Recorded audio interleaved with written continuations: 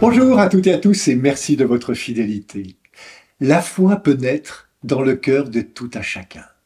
La page d'évangile de ce jour en est un bel exemple.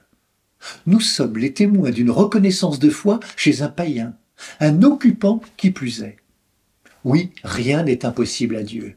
Il sème sa vie dans tous les cœurs, sans aucune distinction, même celui d'un centurion de l'armée romaine. Nous découvrons dans l'Évangile que cet homme de pouvoir, cet homme qui a l'habitude de commander, cet homme qui a autorité, a un esclave sur le point de mourir. Ce centurion a entendu parler de Jésus, et il va tout faire pour que celui-ci intervienne en faveur de son esclave auquel il était attaché.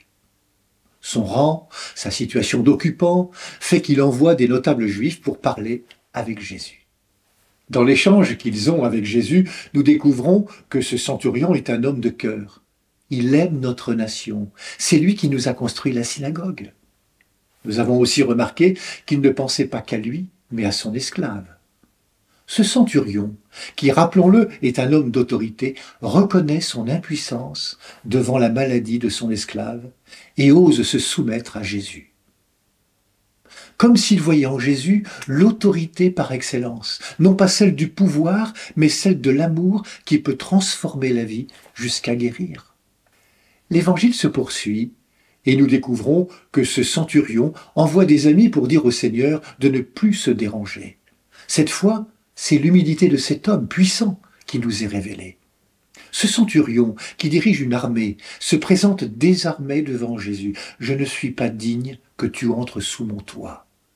Dis seulement une parole, et mon serviteur sera guéri. » Dis seulement une parole. Cette parole d'humilité va résonner dans le cœur de Jésus. Ce n'est plus l'amour de la nation et le financement de la synagogue qui mobilisent Jésus, mais l'humble foi de ce centurion, une foi qui s'exprime pour l'amour de l'esclave et dans l'humilité face au Seigneur. Le centurion n'a recherché ni les honneurs de la synagogue, ni le pouvoir qu'il pouvait exercer sur Jésus. Il s'est soumis en tout à l'autorité aimante de ce dernier, non pour lui-même, mais pour un moindre que lui, son esclave.